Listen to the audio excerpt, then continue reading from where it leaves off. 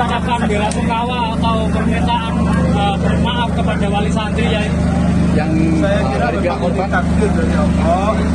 Jadi semuanya harus bisa bersabar dan mudah-mudahan itu diberi ganti oleh Allah yang lebih baik, diberi pahala yang sangat-sangat apa yang nggak bisa mengutarakan. Mudah-mudahan dan dibalas dengan balasan kebaikan oleh Allah Subhanahu wa Ta'ala yang lebih daripada musibahnya. Ini sebuah peringatan keras bagi Pondok Pesantren Al-Khazini bahwa ketika membangun asrama atau membangun bangunannya, jangan hanya memikirkan bangunan itu bisa dipakai, tetapi seberapa besar safety-nya, seberapa besar tingkat keamanannya. Dan TV Al-Waha Hot Inspiration. Assalamualaikum warahmatullahi wabarakatuh, sedulur TV Al-Waha dimanapun Anda berada, dari kawasan Sejuk Benua Kerajaan Kecamatan Bojong, Kabupaten Tegal, Jawa Tengah. Inilah channel TV Al-Waha Hot Inspiration. Kembali bersama saya Bahril Ulum dalam segmen acara Sorotan Bahril, menyorot dengan hati, membahas dengan teliti.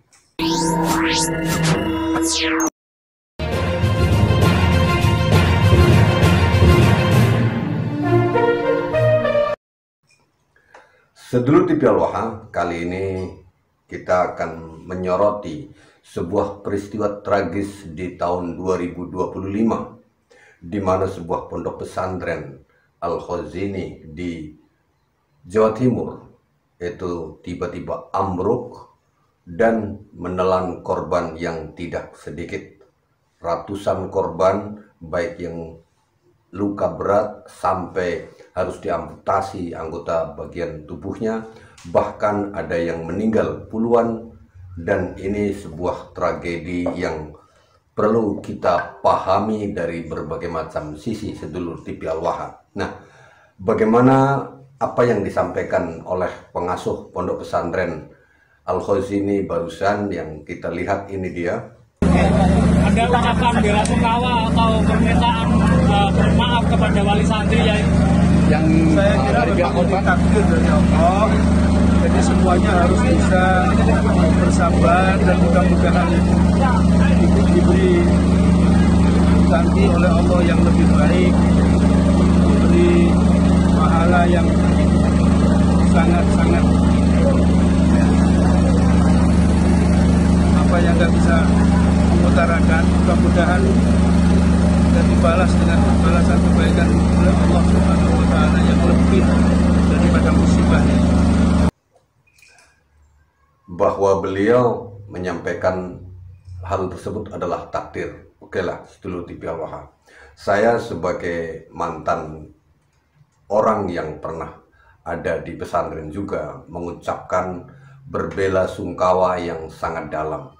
Semua, sekali lagi kita garis bawahi, semua adalah takdir yang kuasa. Allah Subhanahu wa Ta'ala memang sudah mentakdirkan hal itu untuk terjadi.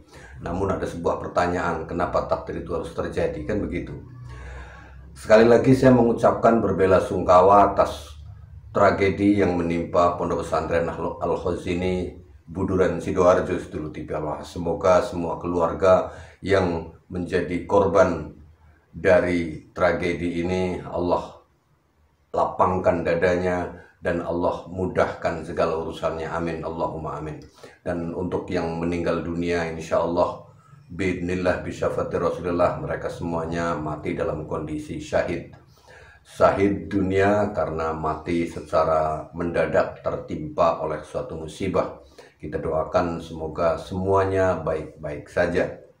All is well, sedulur TV Al-Waha. Namun pada kesempatan kali ini alangkah eloknya, karena dari berbagai macam video yang kita simak tidak ada yang mengkritisi atau prosentasenya sangat kecil yang mengkritisi tentang kenapa musibah atau tragedi ini terjadi, sedulur TV Al-Waha. Bolehlah kita melakukan kritis atau tidak berani melakukan kritik terhadap terjadinya tragedi ini, barangkali karena pondok pesantren ini adalah pondok pesantren tua di Jawa, di mana di pondok pesantren ini ulama-ulama besar, bahkan sekelas Kiai Haji Hasyim Asy'ari, Simbah Hasyim, pendiri Nahdlatul Ulama pun ada keterkaitannya dengan pondok pesantren ini. Sehingga kalangan Nahdiyin, YouTuber-YouTuber kalian Nahdiyin atau netizen-netizen yang menjadi alumni pesantren atau bahkan seluruh Nahdiyin itu nggak berani untuk berkomentar tentang hal negatif. Namun demikian, saya mencoba untuk mengkritisi, bukan berarti untuk melakukan sesuatu yang negatif terhadap pondok pesantren ini. Sebagaimana diketahui, sejarah pondok pesantren ini adalah pondok pesantren yang tua, yang melahirkan tokoh-tokoh besar. Kita tidak perlu menyebutkan tokoh-tokoh siapa saja, dan sudah banyak yang mengupas tentang tokoh-tokoh besar yang berasal dari pondok pesantren Al-Khazi di Buduran Sidoarjo ini sedulur TV Allah. Namun demikian, kita juga perlu menyadari, karena ini adalah sebuah pembelajaran. Kenapa? Saya meyakini dan saya percaya bahwa setiap kejadian itu adalah bahasa Allah untuk manusia. Setiap peristiwa yang terjadi adalah bahasa Allah untuk kita semuanya. Allah sedang berkata-kata kepada kita. Allah sedang berfirman kepada kita. Dalam hal ini Allah sedang berfirman kepada pengasuh pondok pesantren Al-Khazi hari ini, sedulur TV Allah. Kenapa saya katakan demikian? Ada sebuah channel yang mengatakan bahwa kejadian ambruknya pondok pesantren Al-Khazi di Buduran Sidoarjo ini adalah efek dari pembongkaran makam di Pasuruan, Jawa Timur juga, di mana beliau ketua yayasannya, pengasuh pondok pesantrennya juga menjadi salah satu dari anggota PWI LS atau Kasepuhan PWI Laskar Sabilillah sedulur TV Allah. Ada sebuah channel yang saya yakin ini pasti channelnya Mukribin, yang mengatakan bahwa pondok pesantren Al-Khazi ini adalah kena, ya dalam tanda petik, kena kualat karena membongkar makam Habib yang konon katanya mbahnya Habib Umar bin Hafid, sehingga begitu habis membongkar makam, terus makam musola dari pondok pesantrennya ambruk begitu. Ini hanya adalah sebuah upaya cocokologi, mencocokkan gitu.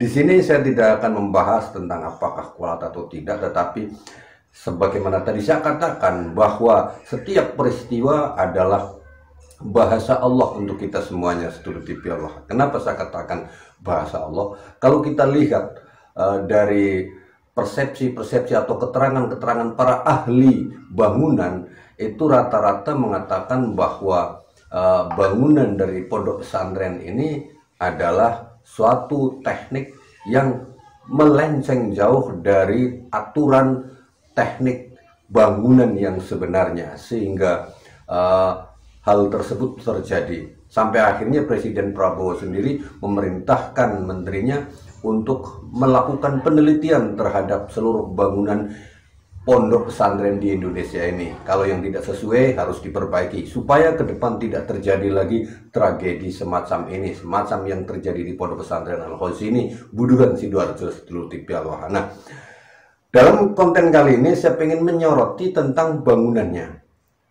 Saya justru melihat kalau dalam tanda petik tadi, bahasa Allah kepada pondok pesantren, pengasuh pondok pesantren yang hari ini itu tidak diterjemahkan secara benar, maka tidak diterjemahkan secara benar dan penuh kesadaran, bisa terjadi di masa yang akan datang, akan terjadi lagi runtuhan susulan, sedulur TV Allah. Bagaimana? Kenapa saya katakan bisa saja terjadi adanya runtuh susulan di pondok pesantren Al-Khazi ini? Kita akan lihat terlebih dahulu dari bangunannya, sedulur TV Allah. Ini dia, kita akan lihat bagaimana bangunan yang sudah berdiri yang saat ini, karena ini pondoknya adalah pondok bertumbuh, di mana bangunan ini dibangun bertumbuh 1, 2, 3. Sementara yang satu sudah selesai langsung dipakai, atasnya dibangun lagi begitu. Itu namanya bangunan bertumbuh. Nah, sedulur TV Allah, kita dengarkan terlebih dahulu. Ini dia penjelasannya, sedulur TV Allah. Bagaimana saya bisa mengatakan, saya berani mengatakan bahwa bisa saja terjadi jika bahasa Allah terhadap pondok pesantren Al-Khazi ini tidak disadari secara kesadaran dan teliti. Bisa saja terjadi di kemudian hari akan ada runtuh susulan. Saya akan mengajak teman-teman berjalan-jalan ke Pondok Pesantren Al-Qazini. Oke, ini di Sidoarjo, teman. Jadi cukup dekat dengan kota Sidoarjo. Kemudian pondok ini cukup besar juga, karena kalau dilihat dari atas ini terlihat ada 3 kompleks bangunan. 1 kampus, 2 IAI Al-Qazini. Kemudian sebelah sini ada Pondok Pesantren Darussalam Al-Qazini. Ini khusus putri.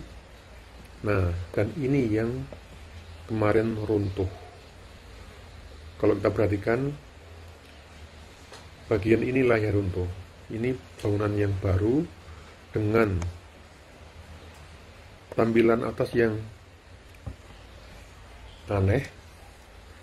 Saya ternyata nggak paham soal konstruksi ya. Mungkin teman-teman yang paham soal konstruksi begitu bisa menjelaskan lebih detail. Cuma sekilas saya sebagai orang awam ini kayaknya juga kurang bagus. Ya, ini khasnya pondok pesantren yang tumbuh secara organik ya. Dulunya kecil, kemudian tumbuh jadi besar, butuh ruangan yang banyak, kemudian dibangunlah bangunan-bangunan baru di atas gedung lama, di halaman-halaman yang tadinya dipakai untuk entah mungkin upacara atau lain-lain. Kemudian dibangunlah bangunan baru. Oke, kita langsung aja ke arah, lihat dari arah bawah ya. Oke, inilah tampilan depan Pondok Pesantren Al-Qazini. Nah, itu tampak anak-anak sedang bersantai di balkon. Ini ada tempat sampah yang menggunung. Kemudian kita lihat dari depan. Kita harus dari depan dulu, dari jalan raya. Nah, sana itu jalan raya. Ini dari sana ke arah, ini bukan ini ya, tapi yang seberang sana, di seberangnya rel tuh. Sudah dari sana ke arah Surabaya, ke sana ke arah Sidoarjo, kemudian Malang. Nah, kita masuk ke gang Jalan KHR Abbas.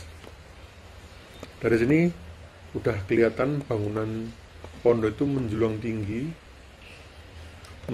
tinggi yang cukup aneh buat saya, karena pondasi bawahnya itu di tepi jalan sini, tapi lantai 2, lantai 3, lantai 4-nya itu melet ke atasnya jalan. Kok bisa ya diizinkan sama pemerintah? Kok bisa ya diizinkan oleh warga sekitar? Nah, ini bangunan yang runtuh ini. Kelihatan dari jalan. Ini bangunan ini runtuh. Sudah tidak berbekas. Meninggalkan duka. Kita maju ke masuk gang sini. Tambah kelihatan sekali bahwa bangunan ini awalnya pondasinya, pilarnya di sebelah sini, di dalam areanya dia. Tapi begitu masuk ke lantai atas, lantai 2, ini sudah di atasnya sepeda motor yang parkir di bawah. Artinya ini sudah masuk ke area umum. Ini baru lantai yang 2, belum lantai 3, lebih maju lagi. Ini dari jalan atas jalan ini, kita tarik lurus ke bawah. Apalagi yang lantai berapa ini ya? Lantai dasar 1, 2, 3, 4, 5 lantai guys. Wow. Lantai atas ini, kalau kita tarik ini, anggap aja ini ada apel jatuh dari atas ini ya. Apel jatuh ini bisa jadi sampai ke tengah jalan ini. Harusnya kayak gini nggak boleh. Ini menzolimi hak orang lain, hak bersama. Pondok itu adalah lembaga pendidikan, tapi kan alangkah baiknya kalau dia juga mencontohkan kebaikan, bahwa mereka juga menghargai hak-hak orang lain. Oke, kita maju lagi ke sini. Begitulah khasnya bangunan yang tumbuh secara organik tanpa konsep yang jelas. Ini besi dari sini masih nyantol ke luar pagar ini.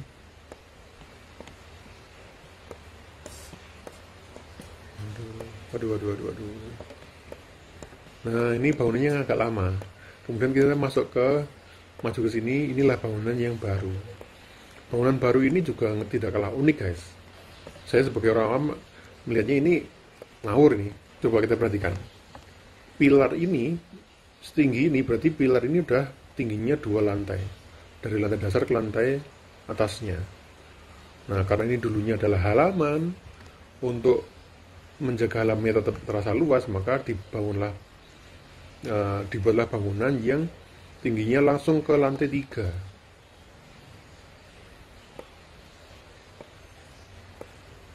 Dari lantai 3 ini, pilar-pilar ini menyanggap bangunan 1, 2, 3 lantai di atasnya. Apa mungkin dia membuat pilar ini memakai paku bumi? Sepertinya nggak mungkin, karena dia membuat pilarnya itu mepet sekali dengan bangunan lama. Nah, kayak gini. Sepertinya ini nggak pakai paku bumi, guys. Nggak tahu, mungkin pakai ilmu konstruksi yang gimana, saya nggak paham. Yang jelas, saya sekilas memperhatikannya, ini juga nggak aman ini. Terlalu beresiko. Apalagi pilar-pilar yang kecil dan tinggi ini harus menyangga beban yang begitu dahsyat. Nah, ada satu lagi yang tidak kalah aneh, yaitu ini dia. Di bangunan yang baru ini, kita perhatikan lantai yang bawah, ya segitulah. Dia kan pilarnya kecil-kecil untuk menyangga bangunan yang segitu besar dia. Itu aja udah. Dari sisi keamanannya saya meragukan. Kemudian tambah lagi, ada yang aneh. Saya perhatian sama ini, pilar-pilar yang menyangga teras di atasnya nih. Pilar-pilar kecil ini untuk menyangga teras. Ada 1, 2, 3, 4, 5, 6, 7, 8, 9, 10. 11, mungkin 12, nggak kelihatan. Anehnya, pilar kecil ini dipasangnya belakangan, guys. Kok bisa gitu? Bagaimana kok tahu? Karena lihat, ini pilar kecil ini sepertinya ditempel baru-baru setelah teras atasnya udah jadi, udah dicat, udah jadi. Kemudian kok ini nggak aman deh, yuk kita tambahin cagak baru. Mungkin gitu pertimbangannya. Pilar sebelah sini ke atas sini itu nggak nyambung dengan pilar atasnya, karena meletnya, lebarnya teras itu beda-beda. Anggap aja ini 1,5 meter ya. Ini mungkin maju lagi 1,6 atau 1,7 meter. Yang atasnya maju lagi. Nah, ini kalau kita perhatikan antara pilar yang sini dan atasnya, ini kayak ini lurus ke atas, ini bengkok. Ini juga, ini lurus ke atas, ini terus ini bengkok. Ini pertimbangan macam apa yang dibuat, yang dipakai oleh para pengembangnya, konsultannya, pihak pondok sendiri. Mungkin teman-teman yang ahli dalam konstruksi bisa memberi komentar ya. Ini gedung sulapan, guys. Simsalabim jadi tidak mendapatkan perhatian dari pemerintah setempat mungkin. Tidak diingatkan oleh warga sekitar juga mungkin. Atau jangan-jangan sudah diperingatkan oleh warga. Oke, begitu aja teman-teman. Semoga apa yang terjadi di pondok pesantren Al-Ghazi ini tidak terulang dimanapun juga. Dan untuk bangunan-bangunan yang seperti itu, semoga segera dievaluasi. Saya nggak tahu bagaimana mengevaluasinya, apakah diruntuhkan atau ditambahi penyangga dari bambu. Silakan komentar di kolom komentar teman-teman. Sampai ketemu di video berikutnya. Bye. Nah, sedulur TV Al-Wahab, dari apa yang barusan kita dengarkan bersama tentang penjelasan tadi, bahwa bangunannya saja itu bangunan yang aneh, itu kan sudah menempel kepada bahasa keserakahan sedulur TV Al-Wahab. Pondok pesantren yang mestinya sebagai lembaga pendidikan untuk tidak melakukan penyerobotan, wilayah orang lain. Ini justru pondok pesantrennya melebar ke sisi jalan umum. Ini kan sudah sama dengan makam-makam Habib yang dibongkar, khususnya yang di Pasuruan itu, yang oleh Zainal Mukibin disebut sebagai bahwa tragedi ini disebut sebagai kualat karena membongkar makam. Konon makamnya mbahnya Habib Umar bin Habib gitu ya. Nah, ini adalah sebuah bahasa Allah supaya pengasuh pondok pesantren Al-Khazini hari ini itu menyadari bahwa telah melakukan sebuah kelalaian, dan seharusnya ketika beliau menyampaikan itu ya sebagaimana pertanyaan dari para jurnalis, permohonan maaf lah, paling tidak pengasuh pondok pesantren memohon maaf kepada seluruh wali santri karena telah terjadi, akui saja sebagai kelalaian. Istighfar, kita beristighfar bersama, dan pengasuh pondok pesantren memohon maaf kepada seluruh wali santri, bukan hanya mengatakan ini takdir. Kalau masalah takdir, iya takdir. Tadi di awal sudah saya katakan bahwa ini semuanya adalah takdir. Tetapi takdir itu adalah terjadi karena bahasa Allah. Bahasa Allah, kalau saya melihatnya, ini sebenarnya Allah sedang berbicara kepada pengasuh pondok pesantren Al-Khazini hari ini ya, bukan masa lalu, hari ini. Itu Allah katakanlah dengan bahasa saya itu bilang begini, kamu itu telah serakah, wahai pengasuh pondok pesantren Al-Khazini, kamu itu telah serakah menyerobot jalan umum, meskipun jalannya tidak ditutup, tapi di atas jalan itu ada bangunan. Ini sangat berbahaya. Kalau kamu tidak segera memperbaiki hal ini, maka pada saatnya nanti akan aku robohkan lagi. Kan begitu. Jadi bahasa kasarnya semacam itulah, diperingatkan. Jadi kalau saya melihat kejadian ini kita memang dalam tanda petik secara garis besar ini musibah, tragedi ya. Tetapi dalam tragedi itu bisa kita kategorikan baik sebagai ujian maupun sebagai peringatan. Ini sebuah peringatan keras bagi pondok pesantren Al-Khazini bahwa ketika membangun asrama atau membangun bangunannya, jangan hanya memikirkan bangunan itu bisa dipakai, tetapi seberapa besar safety-nya, seberapa besar tingkat keamanannya. Dan ini sebuah keserakahan. Kenapa saya bilang keserakahan? Yang kita lihat barusan dari penjelasan ini, gedung di bawahnya di pinggir jalan, tapi di atasnya justru ada di atas jalan. Miring begini kan. Ini kan potensinya, apalagi melihat kekuatan di bawahnya tidak sangat kuat, bisa terjadi ke depan, bisa ambruk ke jalan raya, menimpa rumah tetangga. Itu kan namanya keserakahan. Kenapa harus dibikin semacam itu? Apa dengan alasan bahwa di bawah jalannya yang penting masih bisa dipakai sehingga melakukan hal semacam itu? Ini perlu dijadikan perenungan. Nah, sedulur TV Al-Waha, sekali lagi saya turut berduka cita atas musibah yang terjadi di pondok pesantren Al-Khazini Buduran Sidoarjo. Semoga semuanya baik-baik saja, dan semoga atas bahasa Allah yang diberikan kepada pengasuh pondok pesantren Al-Khazini ini, Allah segera menyadarkan pengasuh pondok pesantren dan kita semuanya untuk bisa memperbaiki bangunan-bangunan pondok pesantren dengan semestinya, sehingga ke depan tidak terjadi lagi. Dan sekali lagi, konten ini bukan ditujukan untuk membuat sebuah pernyataan negatif tentang pondok pesantren tersebut, tapi kita meneliti secara real saja. Saya Bahril Ulum. Assalamualaikum warahmatullahi wabarakatuh.